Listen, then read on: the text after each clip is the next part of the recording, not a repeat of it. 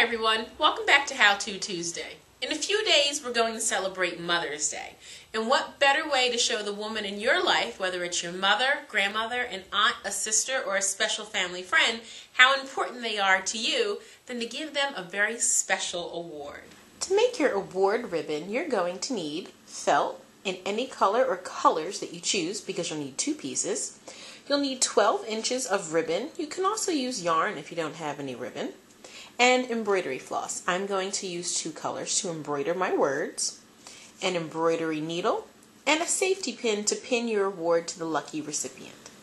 To begin, I have cut my felt into 2 circles. They're about the size of a bagel. This is going to be a super big ribbon so everyone knows just how great my mom is. And then I'm going to take a piece of chalk, or you can also use pencil, and I'm just going to lightly trace what I'd like this to say. So mine is going to say, Number 1 Mom.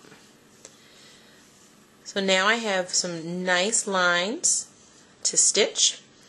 They'll be very easy to see. And I have my embroidery needle already threaded. And so I'm just going to start up here in the corner with my hashtag or my number sign. And I'm going to do a back stitch. So I'm going to come up from the bottom, then take my needle and go back down. And then instead of coming up right beside where I went down, I'm going to come up about here, a little bit ahead of where my needle would go. And then I'm going to go back into the previous stitch. So that's going to give me some nice solid lines. I come up just a little bit ahead and then back into the previous stitch. I'm going to back stitch all of my traced lines, and so you can do the very same with yours. I now have my embroidery completely done here on the front, and what I'm going to do is take my ribbon and fold it in half so that I have a nice bend right here in the middle, and then I'm going to place that about 1 inch above the rim of my one circle, and then directly on top of that I'll place the embroidered portion of my ribbon. And then with a straight pin, I'm going to secure that ribbon just at the bottom. And now what I'm going to do is take my embroidery floss and needle, and I'm going to do a blanket stitch around the entire outside.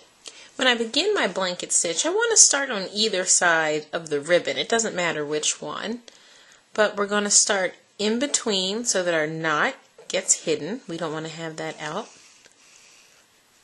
And remember, a blanket stitch is just like a whip stitch, only with a little added something. So, we come up from the bottom and pull our floss until we have a little bit of a loop. And you want to leave that loop.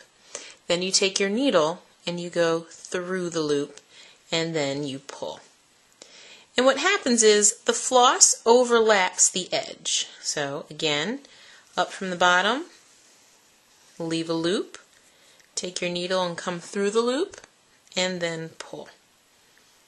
So we'll do this around the entire piece of felt until we get to this portion right here, and then I'll show you how to end that. I've blanket stitched around my entire circle, and now that we're here where the ribbon is inserted, we're going to do some very, very tiny running stitches. And the reason for that is because it's difficult to blanket stitch over this ribbon portion here. So you just want to take your needle and you're just going to make very small up and down stitches. That way we can secure our ribbon.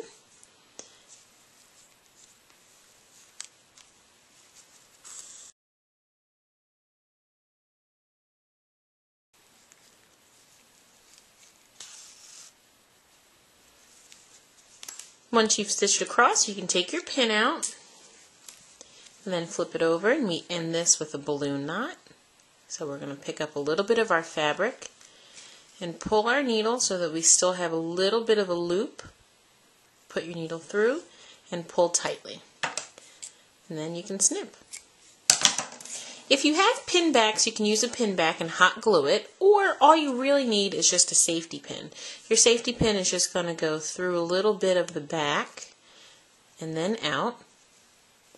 And then you can pin it to your favorite mom, grandmom, aunt, sister, whomever it is that's very special to you. That's it for this week, my friends. Be sure to join us soon on another edition of How To Tuesday.